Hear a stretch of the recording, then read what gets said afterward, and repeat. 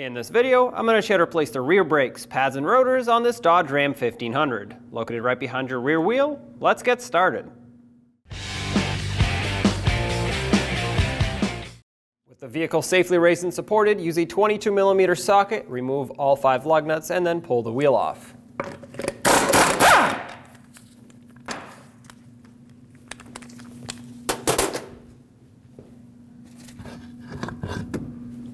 Now with the wheel off, we have our caliper right here, and from the back side, you'll see the bleeder screw. This typically has a rubber cover on it. With a screwdriver, you can try to pry it off, just like that, and we'll set that aside.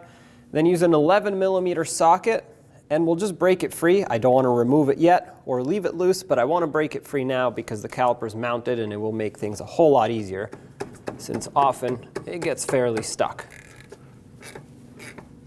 All right, I was able to break it free, so I'll tighten it back up. That way we don't lose brake fluid for now. Take that off of there. Now we'll take a 10mm socket and remove these 2 bolts that hold the caliper onto the bracket. Break them both free and remove them. There's one. And the second.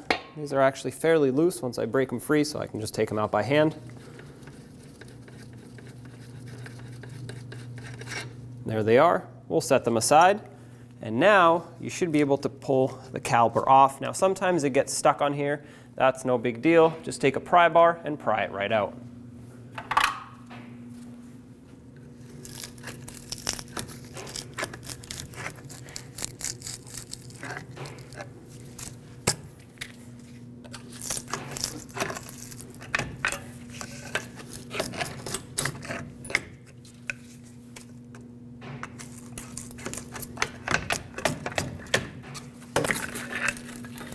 All right, there it is.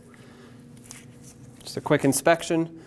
This right here is the piston, and if you see that pieces are missing, or if you see fluid coming out of here, this caliper is bad. Now at this point, we can push the piston back, and it should push back smoothly. I will open the bleeder screw for that procedure. Now flipping your caliper around, once you have it dismounted, you'll see the piston area here. If pieces are missing or you see fluid coming out, that's a bad caliper and would need to be replaced. At this point, I'm going to take my 11mm socket again, break that bleeder screw free, and this time it should be easier because, well, you've already broken it free. Brake fluid comes out, which is perfect. Now we'll get our caliper depression tool and push this piston in. Now insert our caliper depression tool in here with a collection bucket underneath, catching the fluid dripping. Very slowly press this caliper piston in. This should go nice and smooth. Now, once you're compressed all the way with the piston, take that tool out, and I'll let this drip for about 10 seconds or so, just to make sure no air is in the line. Now close this off with your 11mm socket.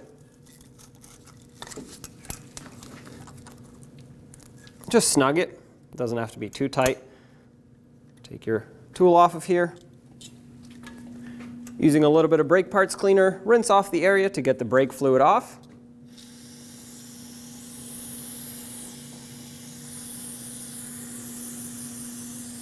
Try to avoid spraying too much on these rubber boots. That'll typically swell them up.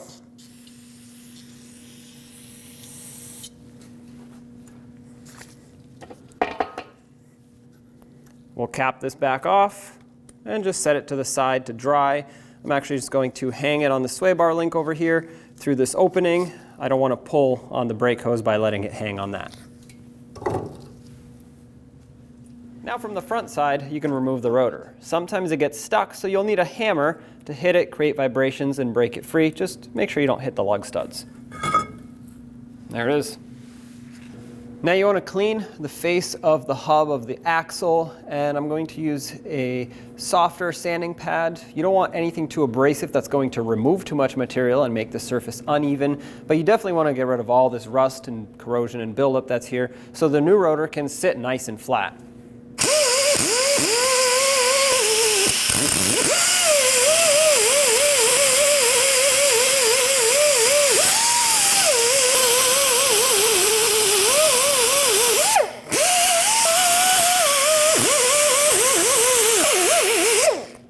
Right in between the lug stud area here and the center of the hub, you can use a wire brush or a wire wheel to get the rest cleaned up.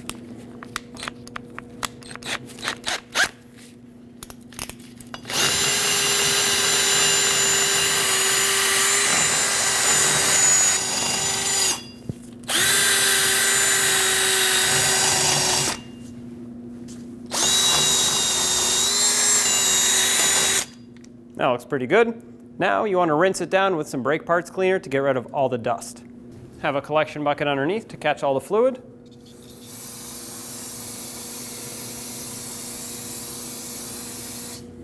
And we'll let that dry.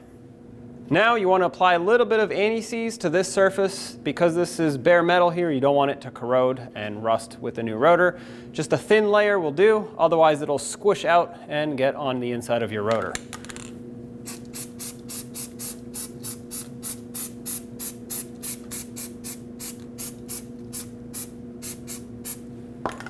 Perfect. Now take your new rotor, temporarily install it backwards. This will hold it on for you, have a collection bucket underneath to catch the fluid, and rinse all of this with some brake parts cleaner. From the factory, this will have some oils on it, which you want to get off before the new brake pads touch it.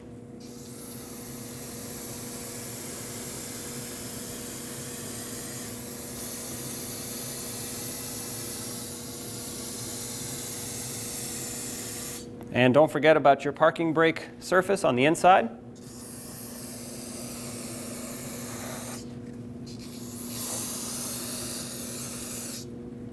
We'll let this dry and then we'll flip it around and install it the right way.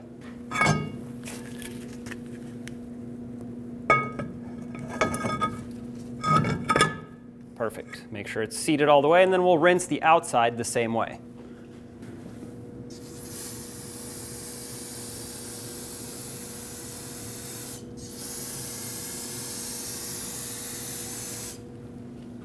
All right, we'll let that dry.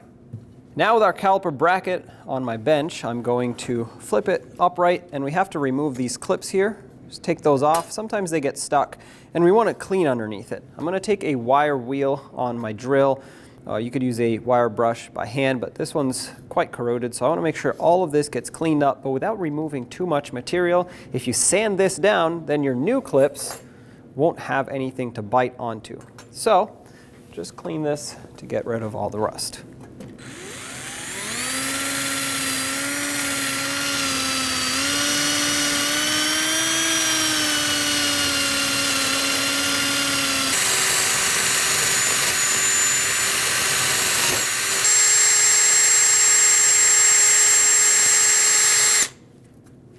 All right, now I know this doesn't look perfect. That's okay. If I were to sand it more, I'd be removing too much material.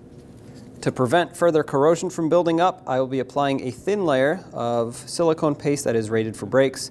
If you don't have this, you can use brake grease, but if you do use silicone, just make sure it is rated for high temperatures or it will melt as the brakes heat up.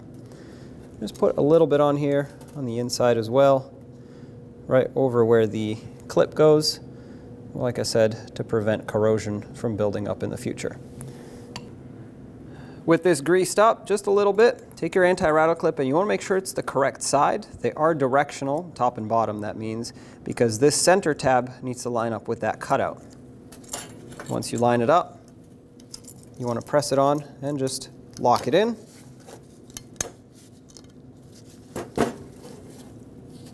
Just like that. That is fully seated. If you have the wrong side, it won't seat all the way in the center. And now we'll flip this over, we'll clean the other side of the bracket and install our clip. Now install your caliper bracket back on the rear axle. Have your 2 bolts ready to start on.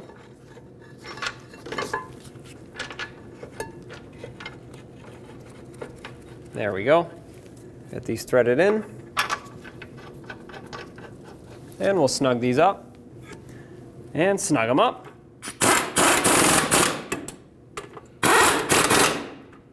Torque these two to 100 foot-pounds.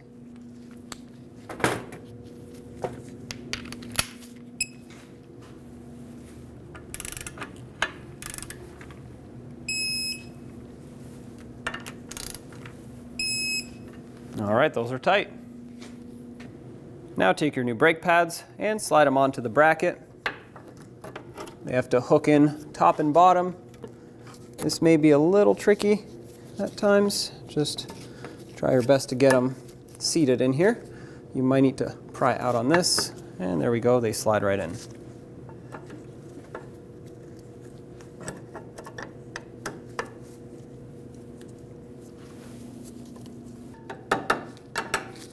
Okay.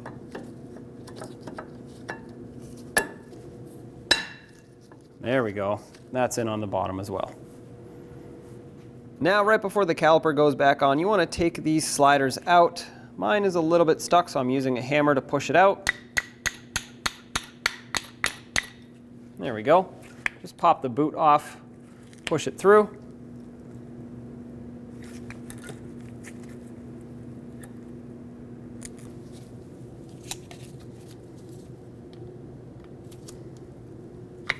There we go. We'll take this and clean it up with a rag. This one actually still has some decent looking grease on it.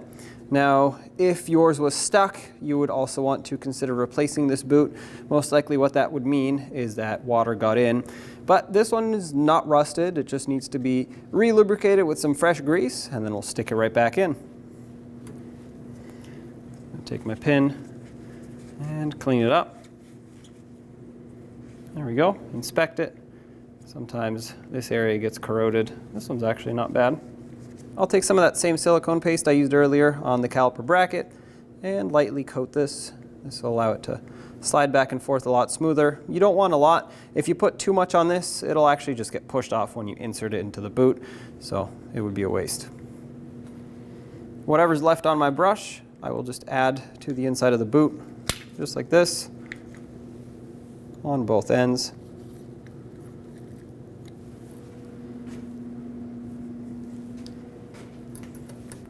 And then take your pin. Doesn't matter which end you slide it in through, but you want to push it right back in. Just for me, it's easier to do it this way.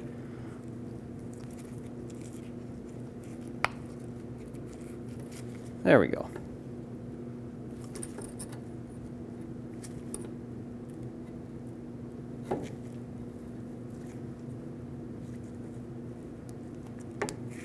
Okay. Center it up.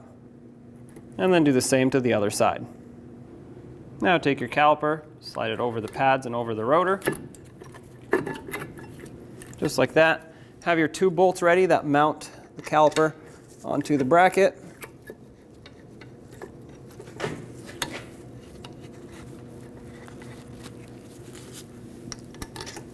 There we go. Start these on.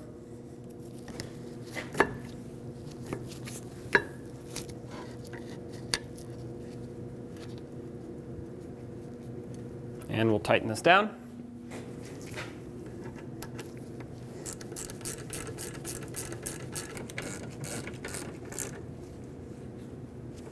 And torque these two to 22 foot-pounds.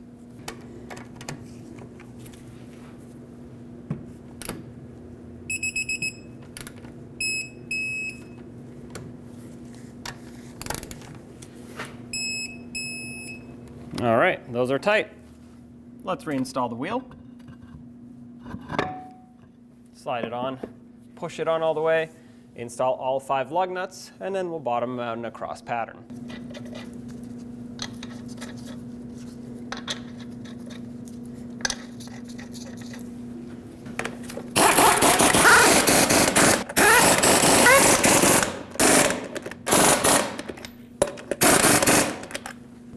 Now you want to torque the wheel in a cross pattern also to 130 foot-pounds. Here we go.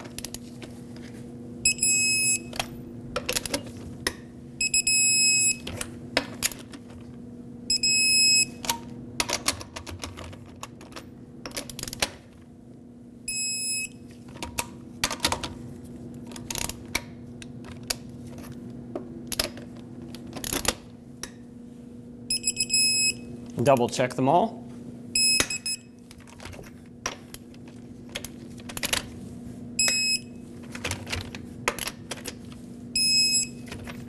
Wheel is tight. Now let's top off our brake fluid. Under the hood, on the driver's side near the firewall, you'll see your brake master cylinder reservoir, which we have to top off now that we've done our brakes. The max line is right about here where it starts curving up. You want to unthread the cap. If there's a lot of debris on here, wipe it down first. Take that off, set that aside, and put .3 brake fluid in all the way till it reaches the max line.